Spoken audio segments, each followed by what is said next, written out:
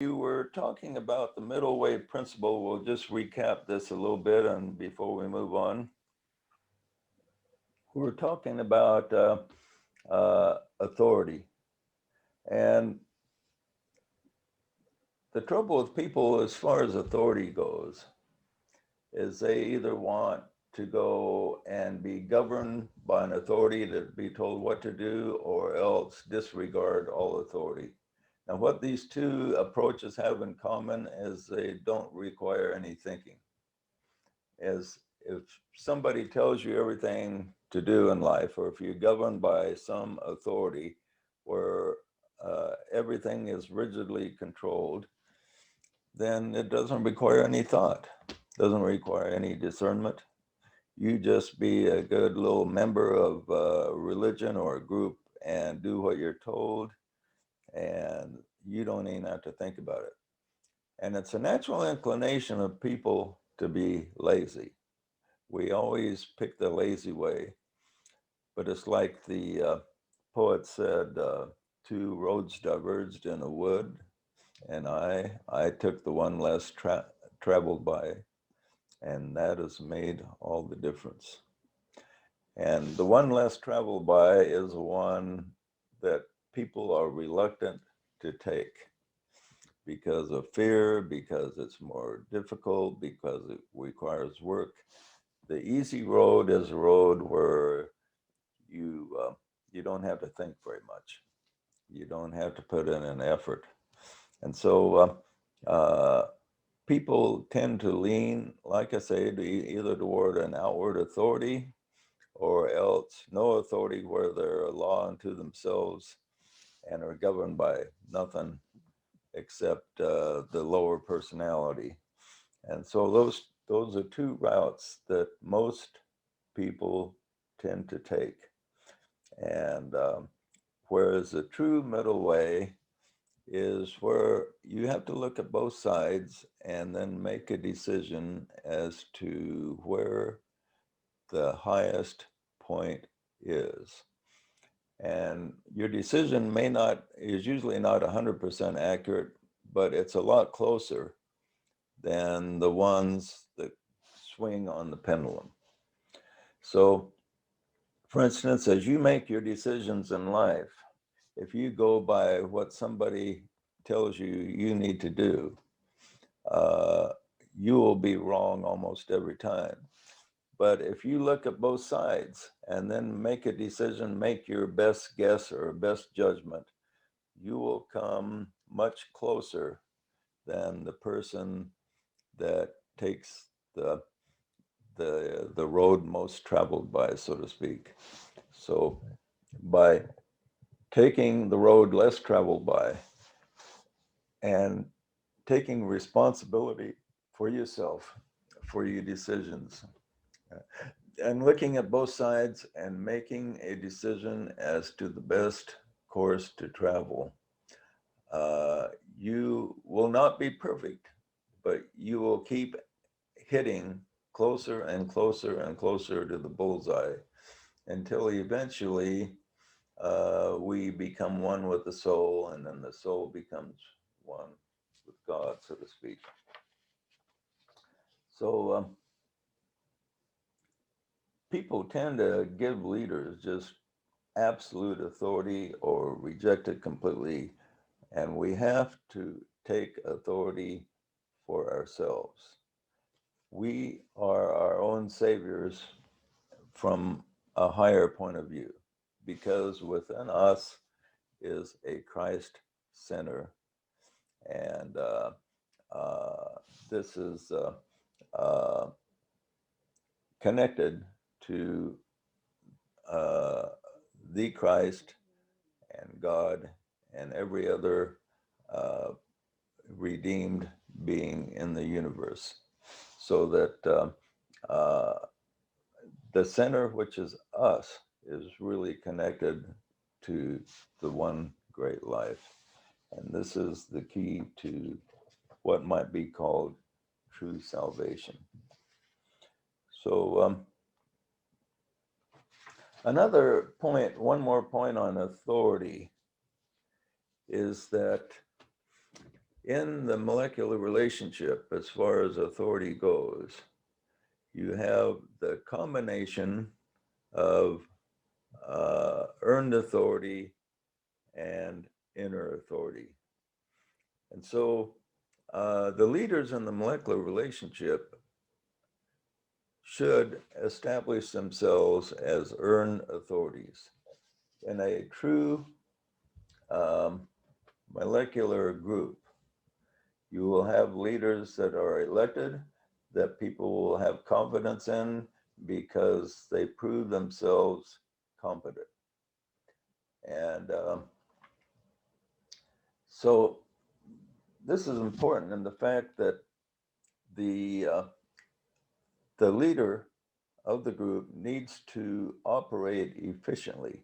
And operate efficiently, he can't have every little item up for a vote. There's certain decisions leaders must make on their own, crossing T's and dotting I's without having to get the input from the group. But if he makes a mistake, then he does get input and then he can be corrected.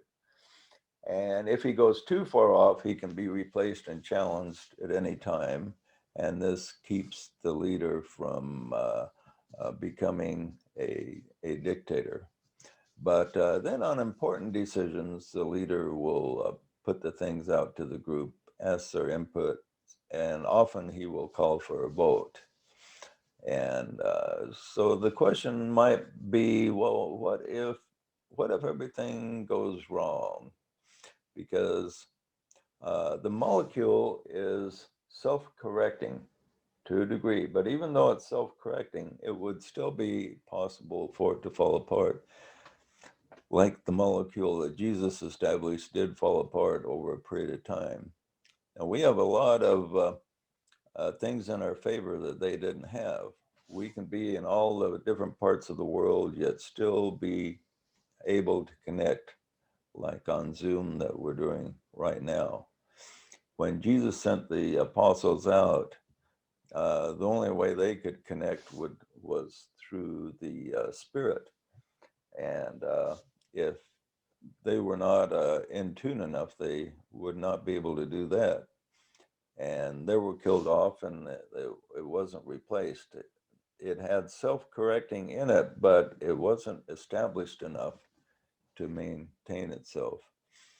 Now, the goal in this age will be able to create molecules that can sustain, that are self-correcting, and that multiply. And when this happens, we will have like a new life form. And so the leaders of the various groups that in the new age, it will be important that they have power to take care of the non-essentials, um, so that we don't get tied down with red tape like happens in every organization on this planet right now. Almost every, especially every government organization, is so full of red tape that it's very difficult to get anything accomplished, anything approved, anything moved forward, just like moving a mountain. Whereas when the molecular relationship is perfected, a group will be able to move forward as fast as an individual, because it will be like one life. So the idea will be to streamlining, operating on what's called the law of economy. And the law of economy states basically that everything should happen with the highest possible efficiency. And this is what will happen in the molecule that really is efficient and works, is everything will happen with efficiency. And so decisions will be able to be made quickly, especially the minor decisions. A major decision will be thrown out and discussed, often voted upon, and then move forward with efficiency. Okay, any question on that before we move on? How long, I mean, I assume can't tell exactly, but how long do you think it'll take for the molecule to get up and multiply, and how long for it to spread after the first one forms? Well, the first one, we have to have the connecting link. In other words, we have to put together a group that the hierarchy can look upon and say, this group uh, is linked to the soul enough and overlooking the personality enough that we can actually send our presence into the group.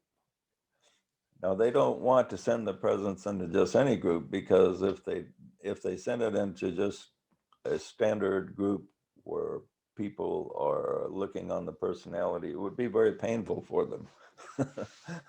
And it would create more harm than good, because for one thing, the presence would be so overwhelming for people in the personality that it would probably make them ill,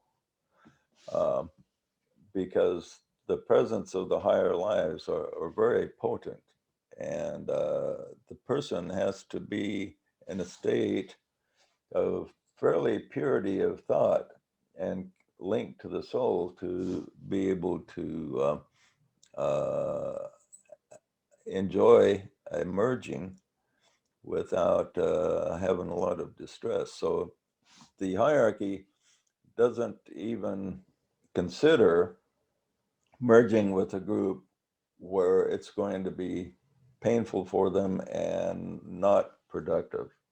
But if a group can raise their vibration up and link, this is why in our meditations together we focus so much on being one, because if we can be one and completely linked to the soul, then there can be an overshadowing, and there has to be that link made.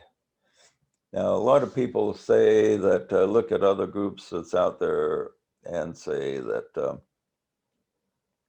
yeah, a lot of people are doing this. Well, a lot of people have groups, and a group will have a group energy, and people tune into the group energy, and every group has its own unique energy, and it raises you up to a degree.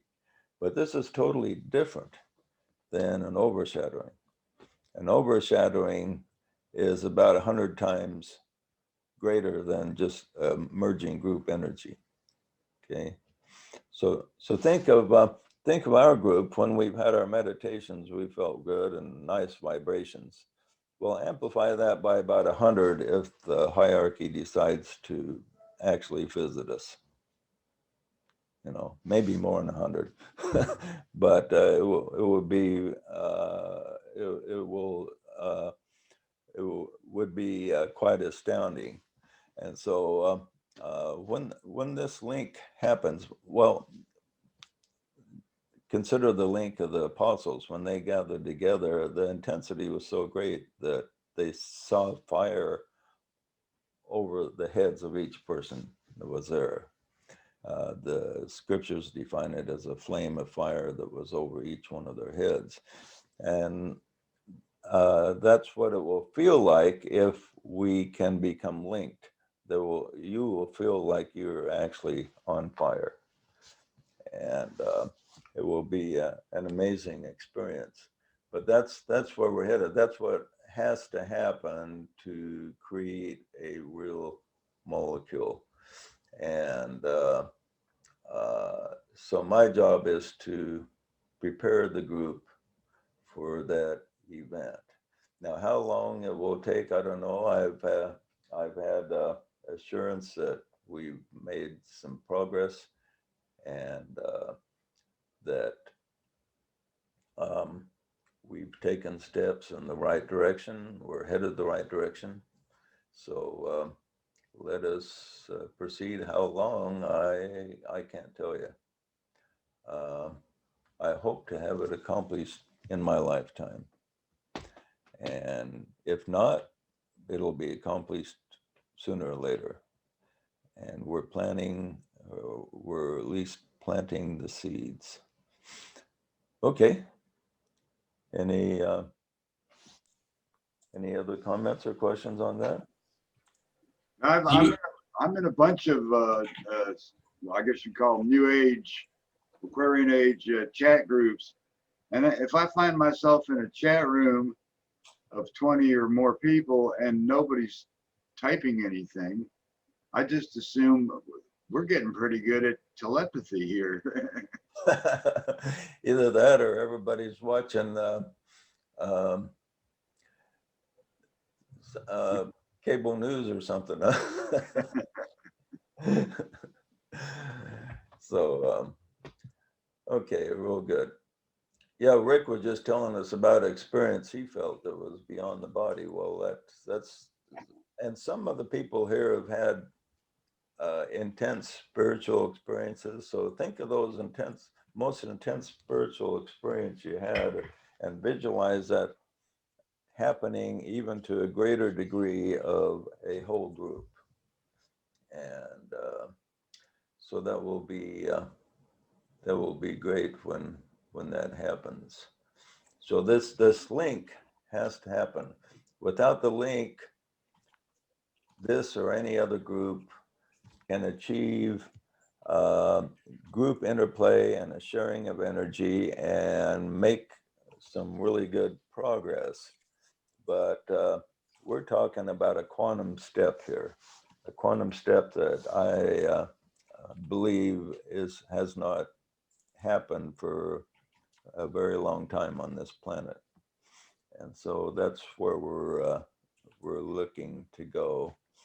But we have to see our group as like one life, and the hierarchy will look on this and they will say, can our life force step into this without creating harm, and in such a way that we can actually merge with this group. And but they're on a much higher level than us in their consciousness. So we have to elevate ourselves as much as possible. And the most important thing is to continue to be able to overlook the personality and look upon the soul of your brother and sister and see them as Christ. See them as perfect. See them as innocent. And this is very difficult for people to do because we all have personality flaws. But we need to look beyond those flaws, because those flaws are really an illusion. Uh, because the perfect person is underneath that illusion. And so we looking beyond that illusion to the perfect Christ within your brother or sister is the important point. And this is the hardest lesson for disciples to learn, because the personality flaws are so easy to see once they manifest. Um, let's suppose that we see one of our brothers and sisters maybe cussing or something like that, and we don't like cuss words. We think, well, if this person was really a disciple, he wouldn't be saying those words. That's just one example of many. And but instead, see that as outward personality and inwardly is perfection. Um, One way to look at this is like a dream, because the whole world we live in is created on the principles of illusion. And when we rise above this illusion, it's like everything in this world is like a dream. Now, you may have a dream where somebody uh, did some harm to you in the dream. But when you wake up from the dream, you don't blame the guy for doing any harm to you because it was all part of an illusion. And so you don't hold what your friend did to you in a dream against you because it was all part of an illusion. And this is one way to look at it, to see the perfection in your brother, is that any imperfection you see in him while in this world, you're seeing an illusion. The real part of him is really blameless. And so you need to see the real part of your brother and sister, and this is the key to making it work. And this is how the hierarchy looks upon each other. Now, the hierarchy themselves, if they could look on the personality, because each one is an individual despite being one, but they're able to overlook any differences, so they see no differences. So they see each other as one just as important as another, one as Christed as another. And that way they're able to be in the kingdom of God. So in the kingdom of God, you don't see the personality, you don't see anything to blame. You only see the Christ in each one, realizing that when any type of form and time and space is entered, you can make a case for imperfection because there's really no standard for perfection in the world of time and space that we're in right now, because perfection is in the eye of the beholder. True perfection is beyond the worlds of form, where the essence of the Christ is. Okay, any comments or questions on that before we move on? I was just gonna say that if you've been around a group like this for a while, when they start putting the thumbs up or the smiley faces after their response, you can almost see the difference in smiley faces. Oh, that's a Curtis thumbs up there, or that's that's an Annie thumbs up. You can almost see the personalities in their little symbols, even though it's all the same symbol. Yeah, you you pick up things. The more you get to know people, the more you can kind of pick up beyond words or beyond physical communication. Now, the whole purpose of the molecule is the union of souls. The union of souls is a lot different than the union of personality. In this world, we have a union of personality. A business is a union of personalities. A church group is a union of personalities. But the union of souls takes it to a whole new level.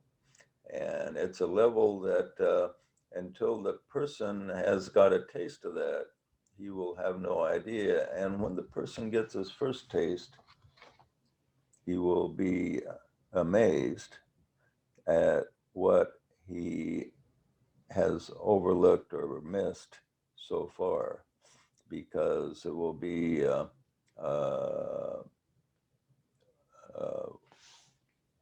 well, I don't know, overwhelming experience. So the key here is that we cannot be saved alone.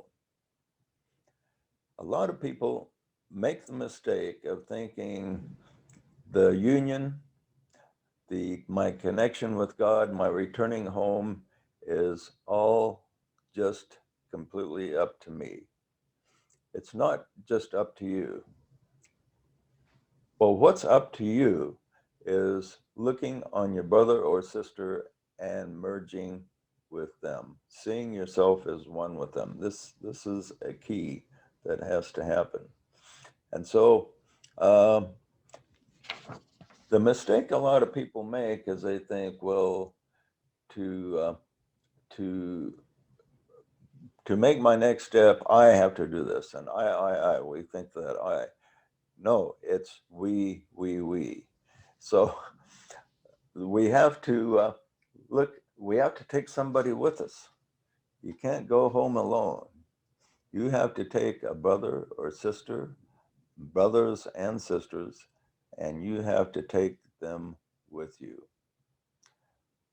In one way of looking at it, your Savior is your brother that is most difficult in your life. Pick the person that's most irritating in your life, and he or she is your Savior. And he's your Savior if you can see the innocence of Christ within this person and have so that they have no effect on you. Because we tend to think, well, we want to blame somebody for everything that goes wrong in our life. If you're sick, you blame things out there that made you sick.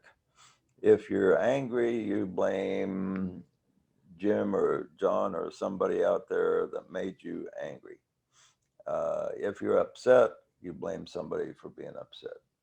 And so this has to uh, this has to end.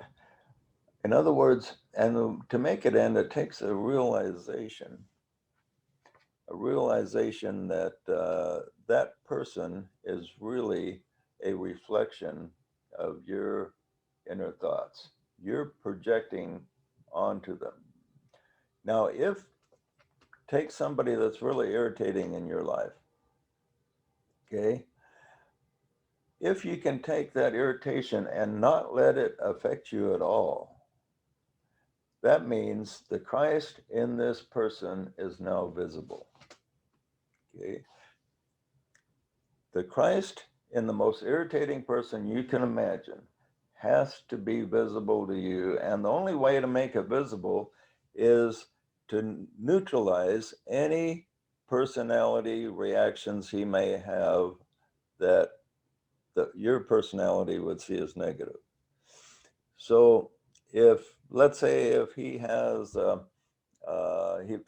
this person is a real critical person, and normally when he criticizes you, you feel like criticizing him back, okay? So if he criticizes you and you just let it go through you as if nothing has happened, that's the way you have to look at it. So this person is really irritating. He's critical. Uh, he's kind of gross or whatever. A lot of things you don't like about him. You put yourself in a state of mind as if nothing he does means anything. Nothing he does is having any effect because he is part of an illusion. Okay, so you don't let anything he does have any negative effect on you. It's like this personality that's irritating does not even exist. And if it doesn't exist, what is left to see? What is left to see is the God within, the Christ, the oneness of God. And in this way, the guy that's most irritating in your life is your Savior. Because when you can look beyond that personality and not let anything negative have any effect on you, just like it doesn't exist, then when the illusion doesn't exist, what does exist? The real.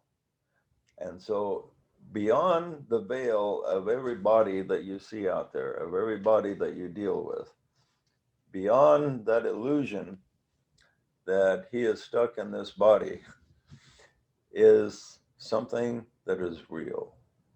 And so you've got to not let, just like a dream, you wake up from a bad dream, it doesn't have any effect on you anymore. It was just a dream. So look on this person as an element in a dream that has no real effect.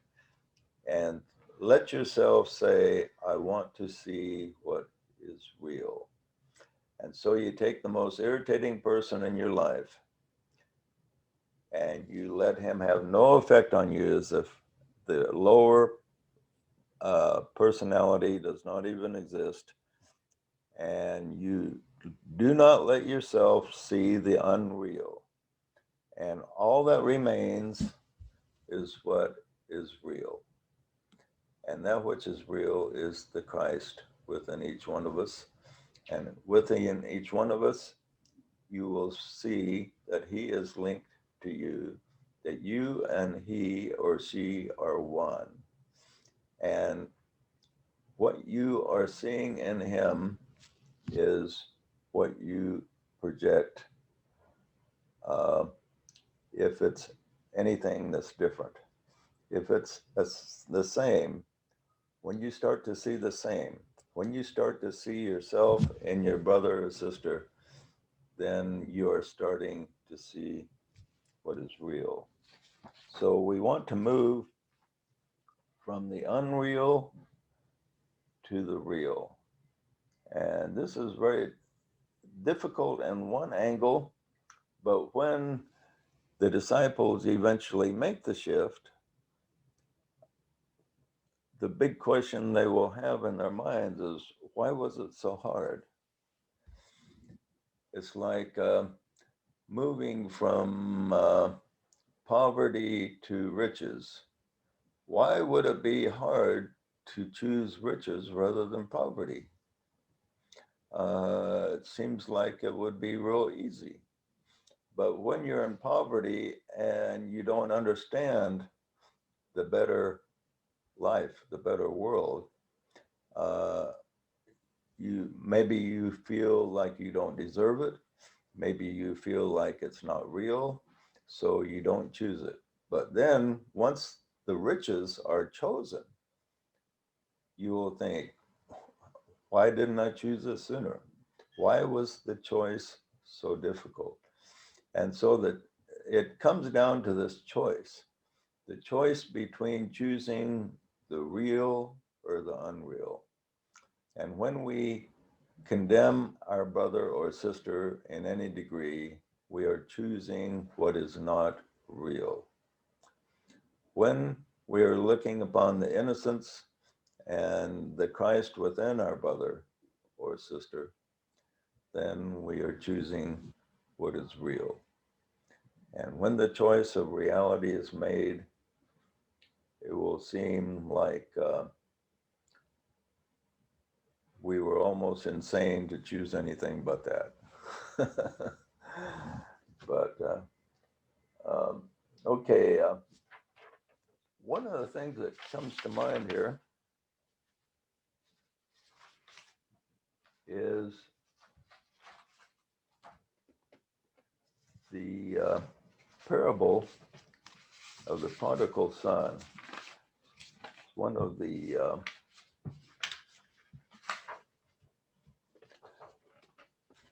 probably perhaps the most profound parable that the Christ ever gave out. And the prodigal son is basically a story that represents the journey of our souls. We left our true home and we came down to this reality, and eventually we've decided to go back. So we're going to go through this and explore this parable a little bit.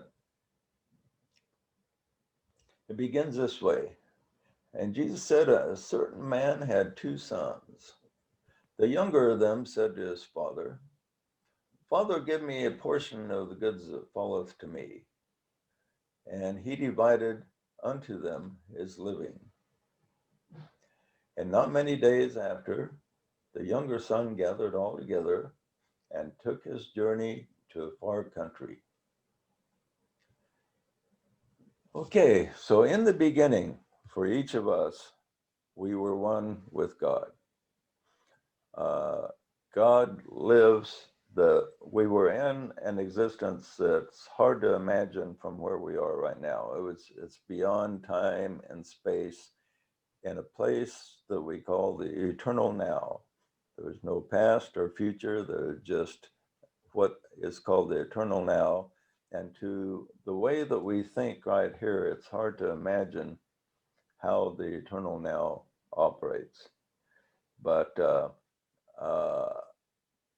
cause and effect happen at the same time in the eternal now. Right now, we produce a cause, and then it may take a week, a year, 100 years for the effect to fully materialize. In our true home, cause and effect happens all at the same instant. And so it's a totally peaceful, great place that we call home, that we came from. And then some of us got the idea that, well, this is really great. It's a nice place to live, but I want to go explore.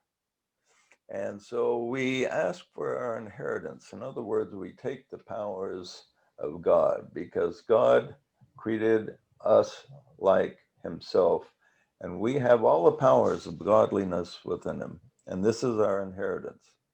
And so we said unto God, he says, God, let me take all the powers that you've given me and play with them and do some things. And so the Father granted this, and he allowed us to use our powers. And then we went to a journey to a far country. What was the far country?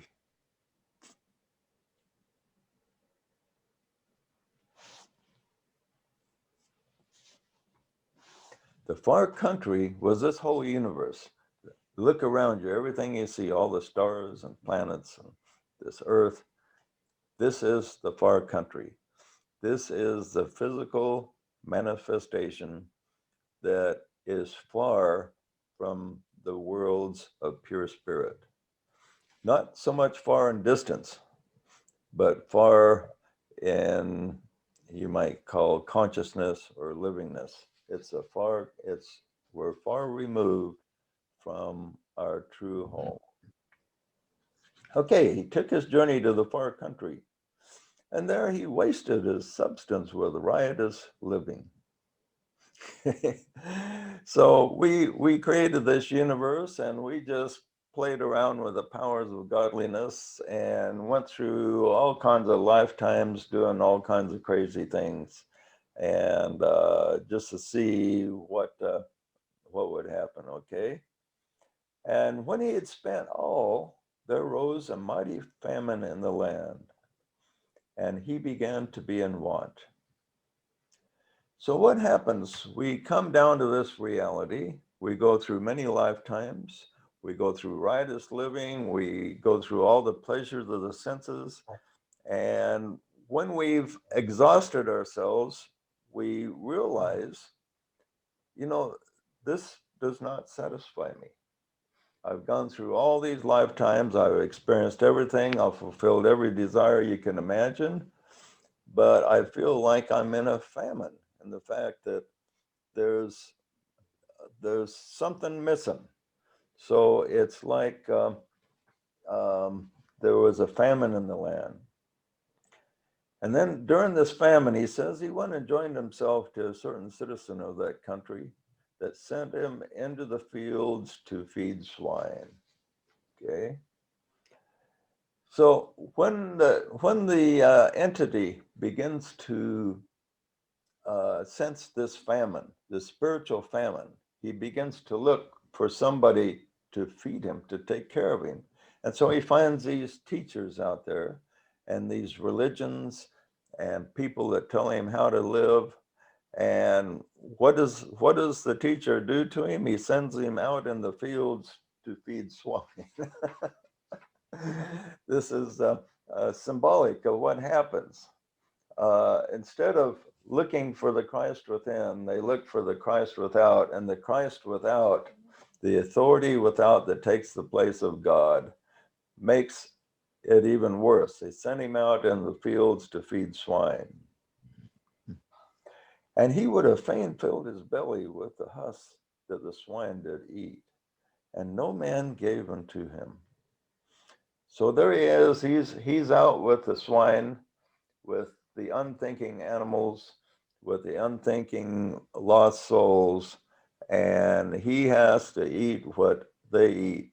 And the spiritual food that that he has available is disgusting, he finds out. It just does not fulfill him at all. It's like the husks that swine eat. And finally it says, when he came to himself, he says, how many of the hired servants of my father's have bread enough and to spare, and I perish with hunger? I will arise and go to my father and say to him, Father, I have sinned against heaven and before thee. I'm no more worthy to be called thy son. Make me one of your hired servants. And so this, what happens is, the big problem he has at this point is guilt. He thinks, I'm unworthy. I am guilty. I am, I'd like to return to God, but I don't feel worthy to be a servant, to be a son. I'm certainly, I mean, compare me to Jesus. I mean, I'm just nothing compared to Jesus. I'm just a big sinner. But I still want to return to God. So he has this desire to return home. He wants to find his true home. So he goes and uh, uh, begins his journey home. And he arose and came to his father. So he finally finds the true path. And he doesn't expect to be accepted as a son. He just wants to be a servant, like an angel in heaven, and sing praises to God. That's the best that he thinks is going to happen to him if he's saved or whatever. But when he begins his journey, he says, but when he was yet a great way off, his father saw him and had compassion. Now, I really like this verse. His father just wasn't completely unaware. He was aware that his son had left and he missed his son. And he was waiting. He saw his son a great way off returning, and he was glad. But the son returning figured his father would be angry. He expected an angry God. And instead of an angry God, as his father began his journey, the real father was waiting lovingly for his son to return. He knew that his son would eventually come back. And his father saw him and had run compassion and ran and fell on his neck and kissed him. So when this great decision is made to overlook the personality and the lower self of our brothers and sisters, this is the true step of returning home. And when we do this, we don't meet an angry God. We meet a loving parent that has been waiting for us to return. And the father said to his servants, bring forth the best robe and put it on him, and put a ring on his hand and shoes on his feet, and bring hither the fatted calf and kill it, and let us eat and be merry. For this my son was dead and now is alive again. He was lost and now he is found. And they begin to be merry. Okay. So this is an entirely different idea than the regular Christian teaching that we are sinners and God is angry with us. And they see an angry God. They see a God so angry that he wants to throw over half of his sons and daughters into hellfire for eternity. And the son thinks that, well, I deserve some hell because I've transgressed, I've screwed up, I've made a lot of mistakes. But the father's not looking at the mistakes. He knows that the kid's, done a lot of crazy things when he's been out and about, but he loves his son. And when his son returns, the history is nothing. It's completely overlooked. And so the return is what is important. And the return happens when the person just accepts the love of God and returns and is able to accept his brothers and sisters as being one with him.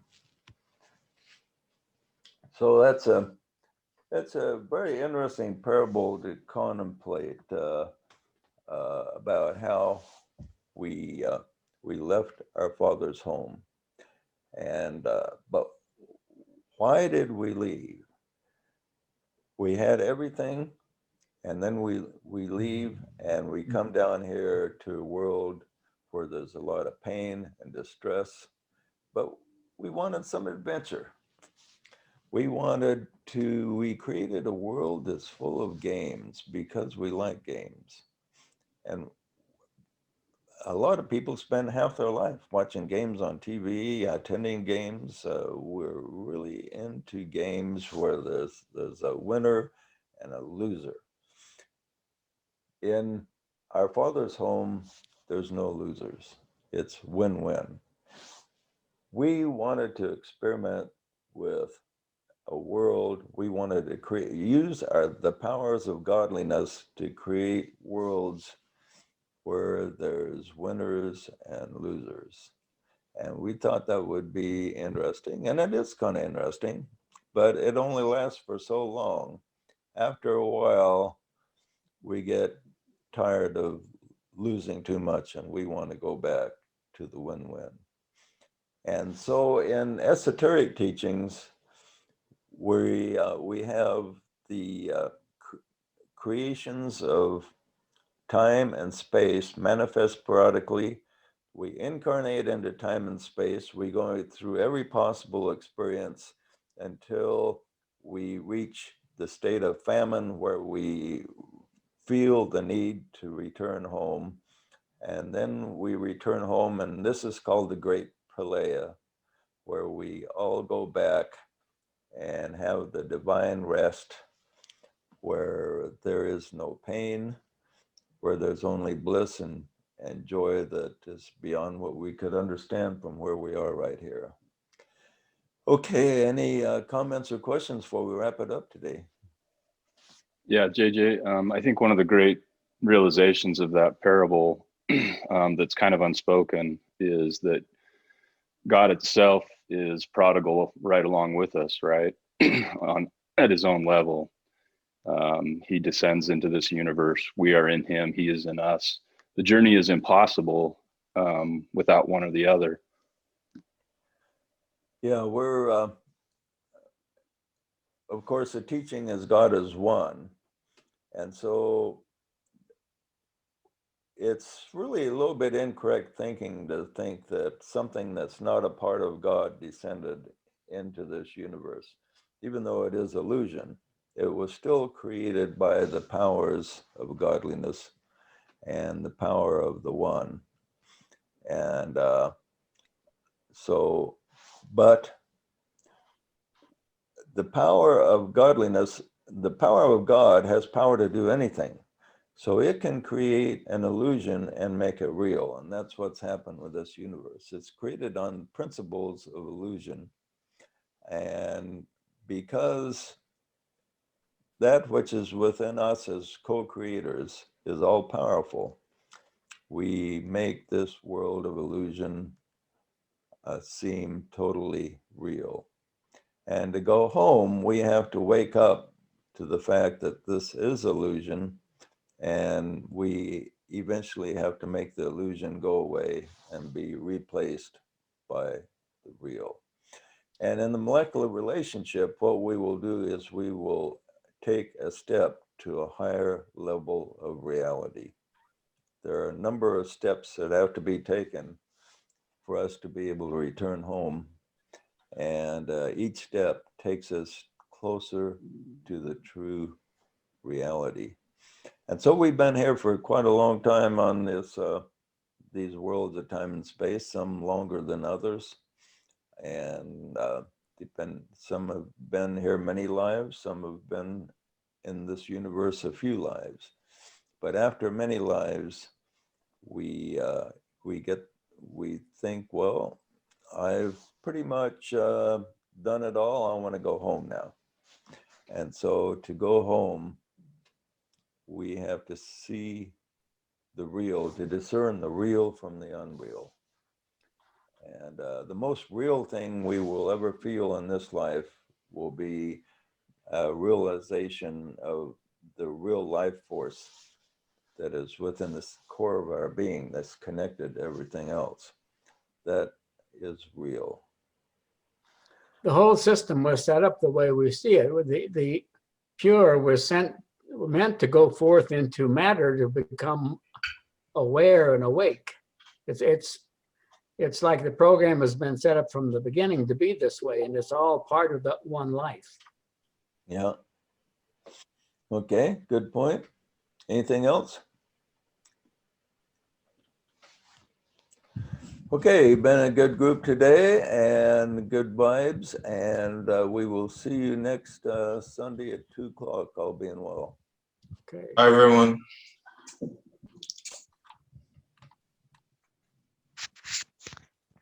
Uh,